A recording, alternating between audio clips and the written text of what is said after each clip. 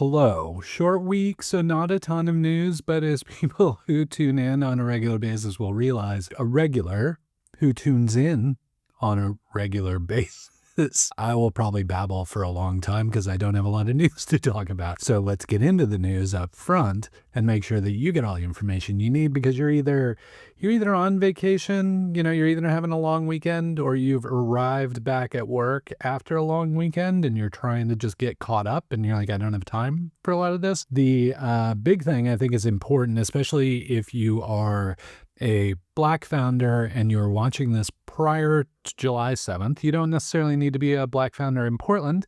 You can be a Black founder anywhere who's willing to travel to Portland. Pitch Black has their applications for the Pitch Black Showcase, which is going to be happening in August. It's been a while since we've had a Pitch Black. It's always a sold out event. The big news this time around is they basically doubled the size of the venue. So it's going to be at Portland Center Stage. That's 600 seats. I'm a huge fan of that venue. We ran a couple demo days there back in the day, and it's always nice to have a packed house at Portland Center Stage. And of course, that's what Pitch Black is going to do. If you're not familiar with Pitch Black, very much a stand-up kind of pitch your concept, audience votes at the end, and then while some people may get a little more financial support than others, anyone who participates, anyone who is selected to take the stage gets some financial reward, incentive for doing so, for taking the time to participate. If you are a Black founder and you would like to be on stage at Portland's Pitch Black Showcase in August, you need to get your application in by July 7th. That is the deadline. If you would only like to attend, tickets will go on sale soon. You can add your name to the wait list, kind of announcement list thing, and you will get notified when those tickets are available. But more importantly, if you are a founder and would like to be on that stage, please get your application in before July 7th so that you can be part of the mix and see if you can get selected. So I will go ahead and link that up. Look forward to seeing who makes it on stage. This time around, it's always a good show. And again, really looking forward to seeing it in the Armory, Portland Center Stage, 600 seats, much bigger venue. Should be a great show. Quick reminder that we're building this database of Oregon startup folks, and you, if you're in Oregon or Southwest Washington, are more than welcome to submit your profile. This is for folks who work in, on, and around startups. So you don't have to be a founder. Maybe you're a fractional CFO, or maybe you're a designer who works with startups. Maybe you're a lead engineer who often gets hired by the founders to build out product. Whatever the case, if you like startups, cool. If you want to be around more startups, great.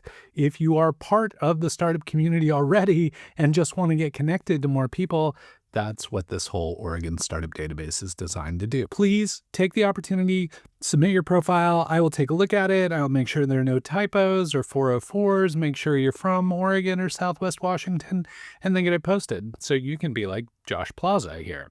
Josh Plaza is a senior software engineer and tech lead with 10 years shipping code used by millions of people. He has extensive experience in React, PHP, Laravel, AWS, Circle CI, and modern web architectures. He has a proven track record of growing teams from 1 to 7 developers, setting technical direction, and delivering complex projects on time. And if you want to reach out to Josh, a good place to start that conversation is to ask him about his 80s-inspired synthwave project he has going on Spotify. So, you could appear on this show just like Josh. You could be an interesting person that I pick out to highlight.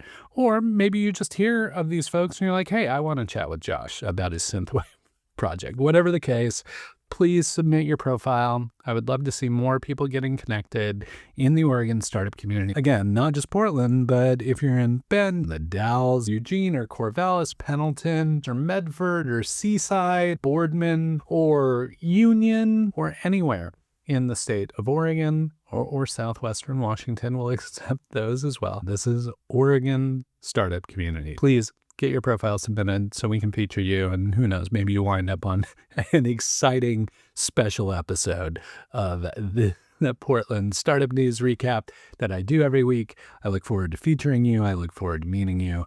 Please get those profiles submitted.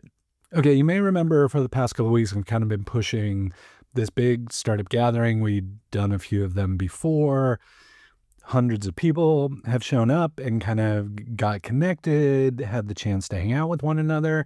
We had planned one for July 8th, but that's being postponed for any number of reasons. It was kind of a cascading series of failures on any number of fronts, which is fine. I mean, that stuff happens, and I would rather have a great event for folks to participate in rather than try and force something which wasn't going to work.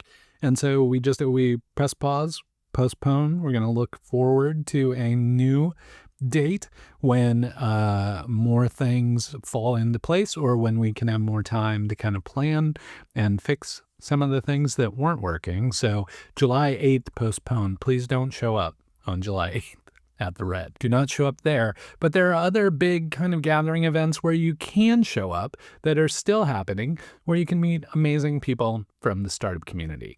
Consider attending maybe Founder Coffee at Flock on July 8th. That's a morning event. Flock is in the first floor of the Ritz-Carlton. I thought this was supposed to get easier with more practice. TechWorks on Tap is happening July 10th, which should be a great gathering. I believe it's in Tualatin this time, so take a look at that. Of course, the huge tech party of the year, every year, the big summer celebration for the tech community is TAO's Party in the Pinot. That's happening July 19th. Again, that takes a little bit of a commute to get there, but well worth it. And another one I wanted to highlight is our friends at AI Portland are having a game night on July 23rd at the pickleball courts. The People's Courts, I think, is where they're hosting it.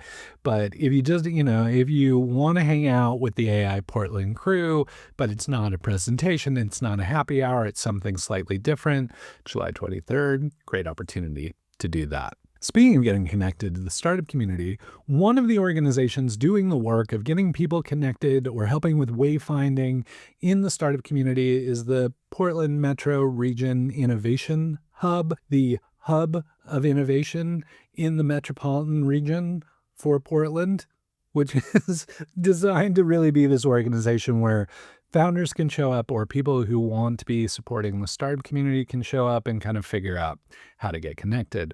One of the people who was helping those folks get connected, Pat Chung, a serial founder, he was a mentor for any number of programs, and he would meet with people and then be like, oh, you know who you need to talk to is these people here. And he'd get them connected, or he'd be like, you're looking for these kind of resources here. So Pat was doing that level of work, has been doing it for the last 6 months, but the siren song of startups has drawn Pat back. So he's starting a new gig. He will be leaving the Metro Region Innovation Hub. I'll look forward to seeing who the person who takes that role will be. And of course, we'll let you know.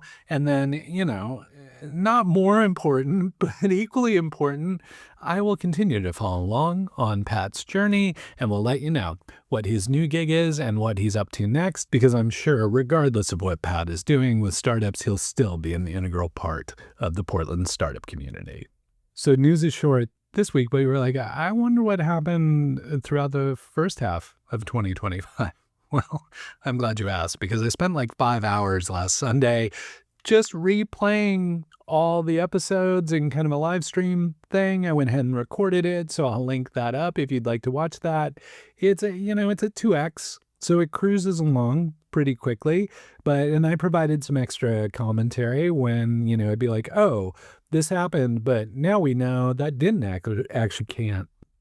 I'm really having a hard time talking today. Again. It seems to be a consistent theme. So if you're feeling like I have a little extra time over the holiday weekend, maybe I should catch up on 2025 stuff, that would be a great way to do it.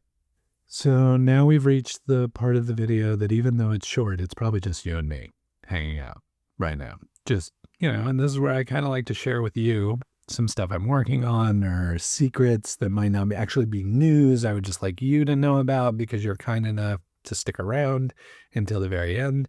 So a couple things I wanted to talk about is I had mentioned this, but I wanted to reiterate. Had planned to do like 12 months of events in Portland to kind of test some concepts some ideas, some experiments that I was inspired to pursue by what I saw happening in the Portland startup community. Turns out 6 months has been plenty of time to figure out what was working and what wasn't, and what was really needed, and what people thought they needed versus what they actually needed or actually wound up using. And so I just wanted to remind you, I'm working on a whole new series of experiments around community. The Oregon Startup Folks database is one of those, but there are others. And so I'm working on those. If you have ideas, or if you're like, you know what the startup community actually needs, I always love that feedback. So please comment, please reach out to me, please catch up with me on the Portland Startup Slack, whatever's easiest for you. I'm always looking forward to hearing those ideas and seeing other people's perspectives on the community and where I can be helpful, or where we can do programming or any of that kind of stuff. And of course, it goes without saying, I like starting stuff. So I may try some things. I may be like, this works. Does somebody else want to take this on? Or I may try some things. I'm like, this doesn't work. Let's stop doing this, whatever. But I enjoy starting stuff. I don't mind failing at it. So always love the ideas. Always love to run new experiments, to see what's going on in the community and what could potentially work. And then another kind of just personal note, but I have received access to the YouTube auto dubbing feature, which means it uses magic AI and voice and things to listen to the video, change it to another language. So it's dubbed in Japanese or German or Spanish or whatever. And so that means that hopefully more people around the world will have access to the information and news I'm capturing here as part of the Portland startup community. So I just think that's interesting that the content created here is now more accessible to more people in the world. And I'm really looking forward to seeing what happens with that accessibility. You're welcome to muck around with it. You just kind of like, if you hover over the video, there's a little gear in the lower right corner. Click on that and you can pick different languages for the audio, so you can see what this show sounds like in Japanese or Dutch or whatever you want, French, or German. I used to be fluent in German, so that's an option as well. But anyway, I just find that super interesting. I've been really excited about the potential of this feature, and I'm really hopeful that it highlights what you are doing in the Portland startup community and what other startups and people are doing in the startup community. Hopefully it highlights it to a global audience. So that's about it. If you're watching this on Friday, what are you doing? Go take some time off, go relax, go spend time with family or spend time quietly by yourself, which is also very, very awesome.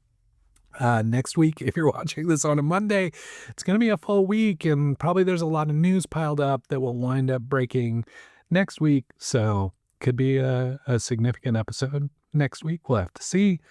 Regardless, I hope you get some downtime, or I hope you got some downtime. I hope you're hanging in there. And until we get the chance to chat again, please keep up the good work.